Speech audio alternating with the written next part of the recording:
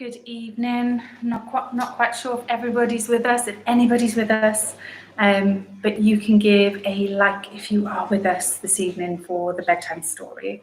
I'll just wait for more people to come on board, and then we can get started. I've got 2 stories this evening, so let's see if we can get 1 or 2 more people on with us, and then we'll start streaming.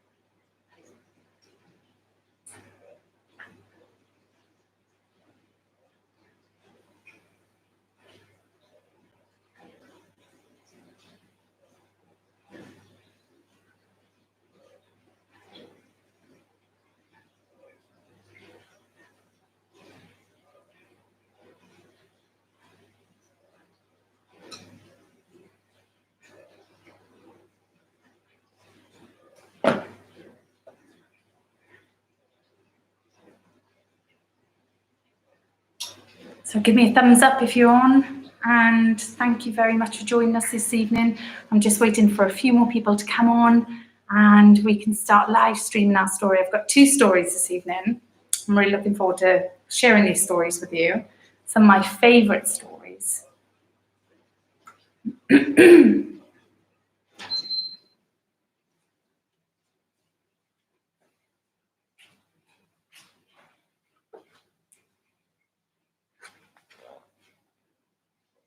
I wonder if you can tell what story this is.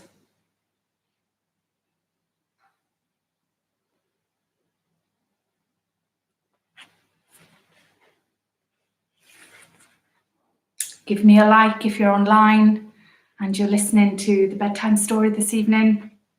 I've got 2 stories actually, and I'm hoping you will find both of them just as entertaining, just as fun.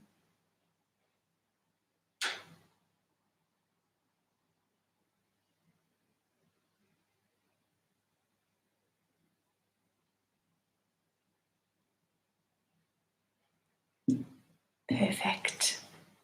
Thank you for the thumbs up. Thank you very much.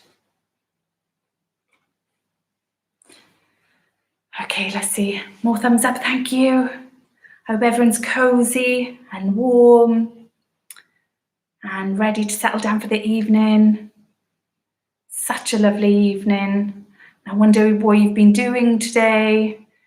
We've been very busy learning and baking and playing some board games too today, reading lots and lots of stories. So great opportunity to listen to lots of stories. So wait for 1 more minute and then we'll start. Lovely to see everyone here. Thank you for joining me. And don't forget to give me a thumbs up. Thank you.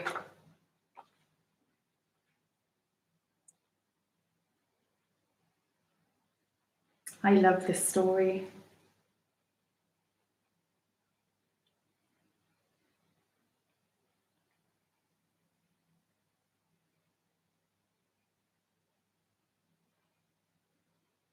I wonder if some of you already know this story, maybe. Perfect story, and I'll show you the pictures too. Give me 1 more minute and then we'll get started. If you have a look at this front cover, what do you think this first story is about? The clues in the title. I'm not quite sure if the title's coming out the right way for you, but the clues in the title. And on the back of the story, this says, once there was a boy, and the boy loved stars very much. Me too.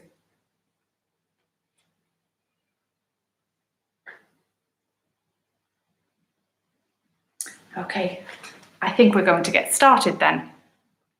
So I've got 2 stories for you this evening. The first story is this. It's one of my favourites. It's called How to Catch a Star by Oliver Jeffers. It's a lovely story. Thank you for joining me this evening, and I hope you enjoyed this story. Feel free to stay on for the second story. You don't have to, but the second story is more maybe for older children, and if you want to have a little bit of a giggle too. So hopefully you enjoy the stories. If you don't want to stay on, you don't have to. So I'm going to read this story to you first. So settle down, relax, and let me read you a story. So How to Catch a Star by Oliver Jeffers. Welcome to everybody who's just joined us. We're just starting. Once there was a boy, and the boy loved stars very much. Me too. Every night, the boy watched the stars from his window and wished he had one of his very own. Oh, that's interesting, isn't it? Do you look at the night sky too? Do you think about which star you'd like? He dreamed how this star might be his friend, that they would play hide and go seek and take long walks together. Do you think a star would be able to walk with a little boy and play games together? I wonder what this little boy is thinking. The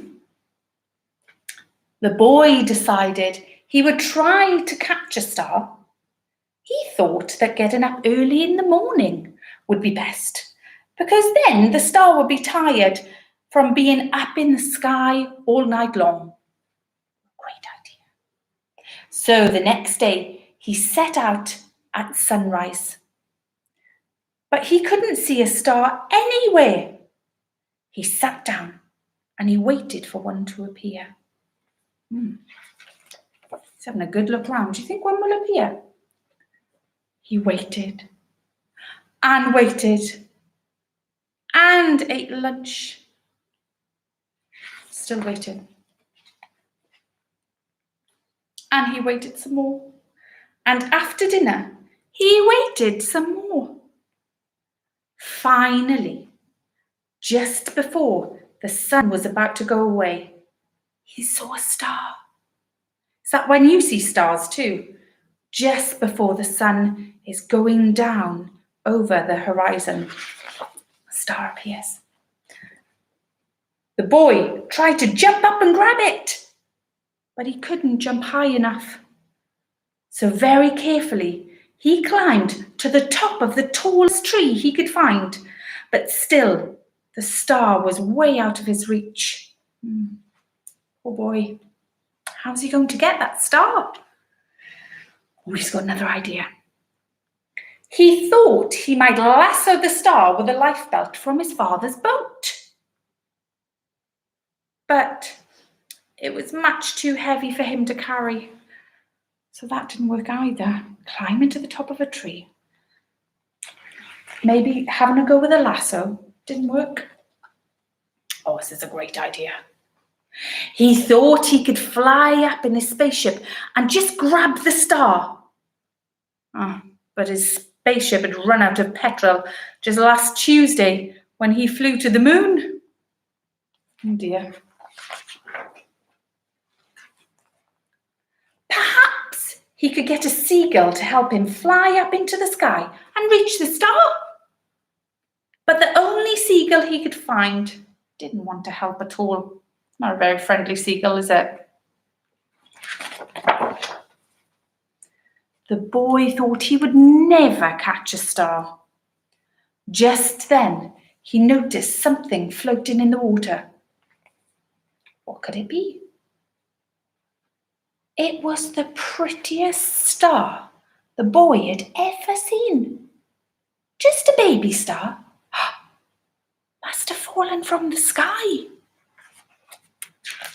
Oh. He tried to fish the star out with his hand, but he couldn't reach it. Oh dear. Then he had an idea. The star might wash up on the shore. So he ran back along the jetty to the beach. I wonder if that goes along the shore too. Then he waited and walked and watched and waited. Is that star going to come up? Where did it go? And sure enough, the star washed up on the bright golden sand. Look how happy he is. That star washing up on the bright golden sand. Is that the star he saw in the water? The boy had caught a star of his very own. The end. Now I wonder what the boy was thinking about that star. I wonder if that was the star that he saw in the ocean, and whether that star will do all of the things that he planned he wanted to do with the star when he set out on his journey of discovering how to catch a star. So I love that book. That's by Oliver Jeffers. Now, that was a book for the younger children. For the older children, I've got a book. Now, this book is one of my favourites too. It's really funny. Do you know this one? It's called The World's Worst Teachers. And this book is hilarious. So I thought we could read a little bit of this tonight, and then tomorrow night I can read you the next part of it. So here we go. This, one of the world's worst teachers, is called Miss Spick. There she is, right there. Miss Spick. And her trike of terror. Now, a bicycle has 2 wheels. How many wheels might a tricycle have? 3 wheels. Her trike of terror. In a world of horrible teachers, one in particular stands out for her wickedness. Step forward, or rather roll forward. Miss Spick. Now, the lady may have been elderly, but she had lost none of her power to instill fear into the hearts of all pupils at Spottington School. Miss Spick's eyes were as black as coal. Her skin was as white as snow. Her tongue was long and thin like a snake's. And when she spoke, her S's would be rather sinister. The librarian, she's not like our librarian, is she? Surely not. The librarian always rode her 3-wheeler scooter along the aisles of books as fast as it would go. Look at that there. What is she doing to the children? Kids had to leap out of the way because they'd be run over. Being run over by a scooter is not as much fun as it sounds, even though it doesn't sound much fun. Now, despite the wounded children all across the floor, the librarian impossibly kept her library impossibly neat and tidy. All the books sat on the shelves in perfect straight lines, in strict alphabetical order. There was never one speck of dust on any book, nor one spot of dirt to be seen anywhere in the Spottington School library. Miss Spick enforced a strict policy of no browsing, no looking. Signs reminded you of this at every step. In fact, there might have been more signs than there were books. Books were to be taken out or left well alone. When they were returned, the librarian would pull out her magnifying glass out of her drawer and thoroughly inspect them for any damage. Without fail, Miss Spick always found some, and when she did, you had to pay. There's a fold line in the top of the page of 137. Pay up. Fine. There's a little bit of a discolour in that page caused by exposure to the sunlight. Pay up. Fine. There's a greasy smudge on the page. Pay up. Fine. Miss Spick determined the fines herself. What's a fine? Do you know what a fine is? That's when you have to pay the librarian because maybe there's something wrong with the book or the book is damaged. But Miss Spick, she made up the fines herself. They would vary wildly. The librarian would stare down at your shoes to see if you had money to pay for the fines. If your shoes were dusty, 10 dirhams, please, she'd shout. And if your shoes were really shiny, she'd shout, 100 dirhams, please. The money would be snatched off you and stuffed into a special tin. And the tin was huge, more like a treasure chest. And it was full to bursting with money. Every child at Spottendon School had fallen foul of Spick's greed. The twins, Tom and Tim, were child geniuses. The twins always received 100% in every single test. The bullies used to call them nerds, but no matter what, these nerds were sure to invent some sort of supercomputer, become billionaires and probably take over the world. The twins had been dabbling with all kinds of inventions already, even though none had caught on quite yet. They invented the internet for cats. They invented flying sheds. They invented invisible hairdryers, exploding cricket balls, and night vision goggles for bats, and even inflatable socks. Now, the twins worked 10 times harder than anyone else at school. They were so studious that they had never been told off ever in their lives. So it will come as no surprise to you to learn that whenever they returned a book to school, it was absolutely spotless. Needless to say, this turned Miss Spick with rage, and it made it impossible for her to find them. Nevertheless, she'd amassed a fortune from all of the other kids that she took money from. But what did an elderly school librarian need with all this money anyway?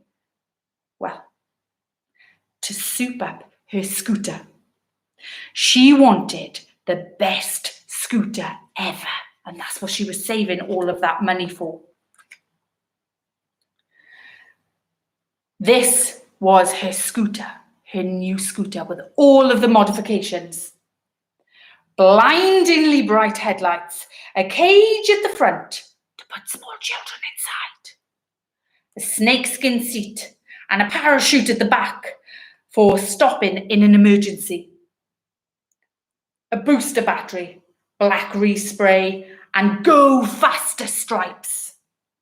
Now, to pay for all of these, Miss Spick began imposing on-the-spot fines in the library for all kinds of reasons. If you whispered too loudly, 20 dirhams. If you yawned, 5 dirhams. If you had a head shaped like an egg, 75 dirhams. Oh my God. Soon, it was impossible to even set foot in the library without Miss Spick extorting money from you. So the kids simply just stopped going, which was a real shame, because they loved reading books. After she sat alone in her big empty library for a whole term without any single visitor. Spick thumped the desk in frustration. Boom! Of course, she had to fine herself for doing that. Just then she had a thought. If the children didn't come to her, then she would go to the children. So she leapt astride her trike of terror and rode it through the double doors of the library. Oh my word, there she goes. This librarian, fining children, making a scooter for herself, taking all the money. What's going to happen? As Miss Spick trundled into the playground, a gust of wind picked up a crisp packet behind her, crinkled and flew into her face. "Wonderful!" she exclaimed. That was because it had given Miss Spick a great idea. "You, child, the one who put the wrapper of that chocolate bar on the floor and went into my face? That's going to cost you." "But Miss Spick, that's not mine." "Oh, yes, it is." "No, it isn't, I promise. I don't eat chips and I don't eat chocolate." "In the time you've been talking, the fine has gone up," said Miss Spick. The children had no choice but to give her the money. If they didn't, Miss Spick would run after them in the playground on her scooter, on her trike of terror. "No, help!" screamed the children. This souped-up mobility scooter had just been fitted with big stereo speakers too, and now Miss Spick could listen to music as she went around and sang along. Oh my word. All of the kids at Spottington School were running out of pocket money, and fast. Every last dirham was going to Miss Spick, and they had nothing left to spend on things that truly mattered in life, like V-Bucks, like football cards, like stickers, nothing. Whoopee cushions, nothing. Ice cream, nothing. They had no money, but all went to the librarian. Someone at the school had to do something to stop her. Who was it going to be? The only kids at Spottington School who were not terrified were the twins. It was the time for the revenge of the nerds. And I'm going to leave it at that for tonight. I wonder what the nerds do to get revenge on this librarian that was taking all of the money from the children. I wonder what they were doing. I wonder what their plan is. Now remember, these are geniuses, these twins. I wonder what they're going to do. What would you do to get rid of a librarian that was taking all of your money and buying up a really posh bike? My goodness, I have no idea. So hopefully you'll join me again tomorrow night for a story. I'll read an earlier story or a younger child's story, and I'll also read you the next part of this, which is the world's worst teachers. The next part about what the twins do to get revenge on Miss Spick. We'll find that out tomorrow. Thank you for joining us. I hope that you are enjoying Reading Week. I hope that you're having fun, and have a wonderful evening. We miss you, and I'll see you again tomorrow. There will be a live streaming again at 12 o'clock at lunchtime. So hop on for that if you want to listen to another story. And again tomorrow night, we will have another live stream at 7 o'clock for about 20 minutes or so, with 2 stories, or 1 if you want. It's up to you. Have a good evening. Stay safe. Take care, and see you tomorrow. Thank you for joining me.